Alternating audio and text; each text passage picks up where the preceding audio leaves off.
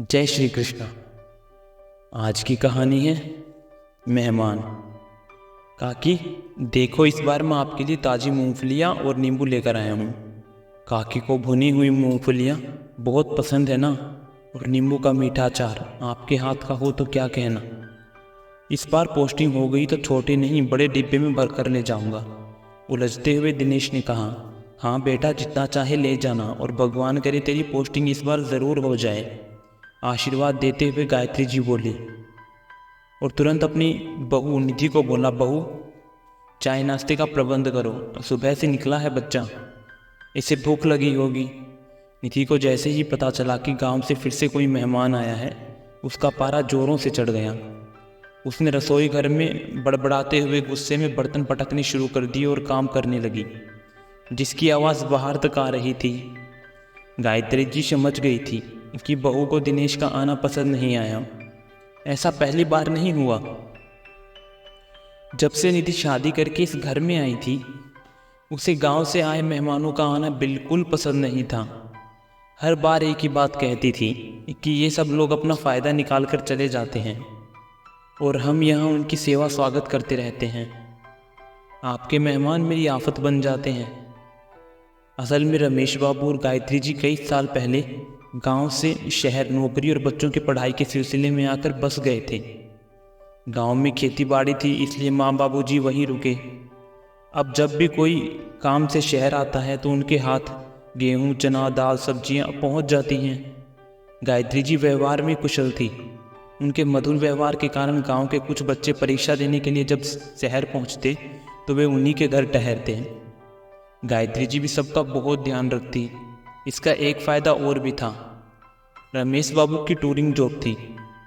गांव के रिश्तेदार, जान पहचान के लोगों का घर में बने रहने से गायत्री जी और बच्चों को अकेले रहने में भी डर नहीं लगता था। घर के बाहर के कामों में भी मदद मिल जाती थी। उधर गांव से आए बच्चों की पढ़ाई, परीक्षा या किसी का इलाज आसानी से हो जाता। इस तरह उनका मान सम्मान गांव में बहुत बढ़ गया। सभी रमेश बाबू के बड़े आभारी होते।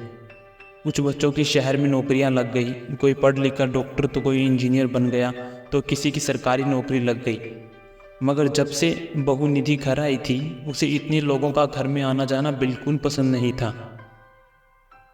निधि को हमेशा लगता था कि उसकी प्राइवेसी में दखल हो रहा है।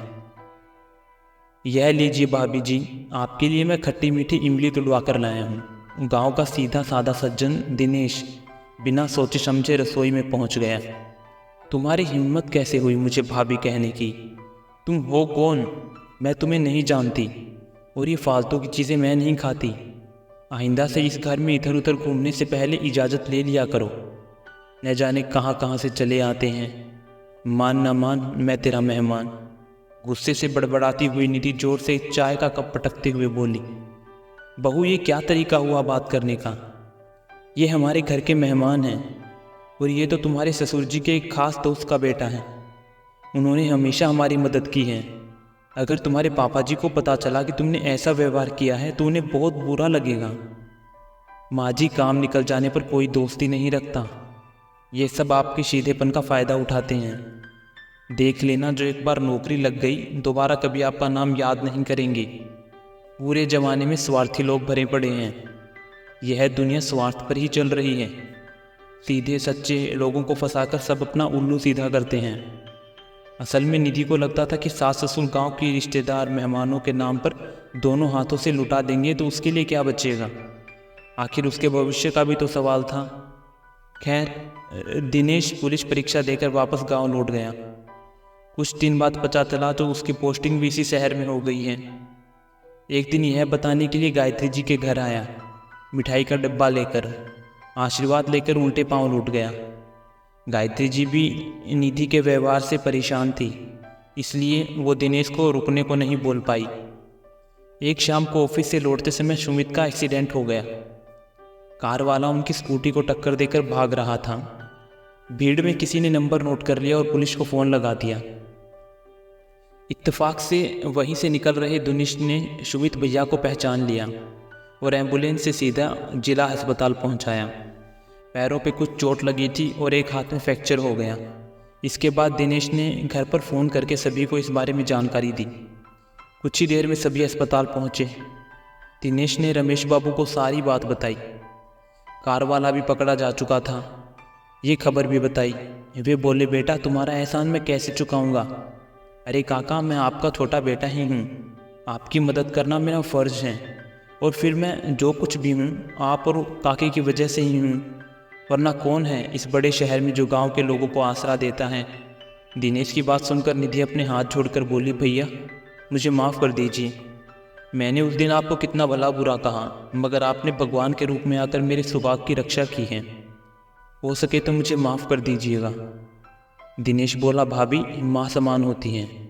अगर माँ अपने बच्चों को डांट दे तो बच्चा कभी माँ से संबंध नहीं तोड़ता। मुझे उस दिन आपकी किसी बात का बुरा नहीं लगा। मैंने यही सोचा कि हो सकता है आप उस दिन किसी परेशानी में हो। इतने में डॉक्टर निकल कर आए। अरे प्रदीप तुम? डॉक्टर ने रमेश बाबू के पैर छुए। ये देख निधि सोच ही रही थी, तब वे बोले, अरे प्रदीप तो हमारे घर रहकर ही डॉक्टर बना था, बड़ा होनहार बच्चा था। बस हमारी थोड़ी सी मदद से देखो आज कितनी तरक्की कर रहा है। खुश होते हुए रमेश बाबू बोले। निधि शर्मिंदा होते हुए अपनी सास से बोली, माँ जी आपने तो इतने नेकी के काम किए हैं, और मैं बावरी आपको हमेशा यही कहती रही कि ये सब स्वार्थी हैं और आपको उल्लू बना रहे हैं। मैं कितनी गलत थी। मेहमानों का आना मुझे हमेशा अपनी आंखों में खटकता रहा, जबकि आज उन्हीं लोगों की वजह से सुमित की जान बच पाई है। बहू, अतिथि देवो भव हमारी संस्कृति है। फिर अगर हमारी थोड़ी सी मदद से किसी के काम बन जाते हैं, ज़िंदगी संवर जाती है, तो हमें ज़रूर करना चाहिए। हर समय नफ़ा नुकसान के बारे में सोचकर परेशान होने से बेहतर है हमें लोगों की मदद करनी चाहिए। आपने बिल्कुल सही कहा। आगे से मैं घर में आए मेहमान का निरादर नहीं करूंगी। गायत्री जी अपनी बहू का बदला हुआ रूप देखकर बहुत खुश थी। माना कि दुनिया स्वार्थी लोगों से भरी पड़ी है, मगर कुछ अच्छे और ईमानदार लोगों की वजह से ही ये दुनिया चल रही है, ये हमें नहीं भूलना चाहिए। तो आशा करता हूँ कि आपको ये कहानी पसंद आई होगी। राधे राधे।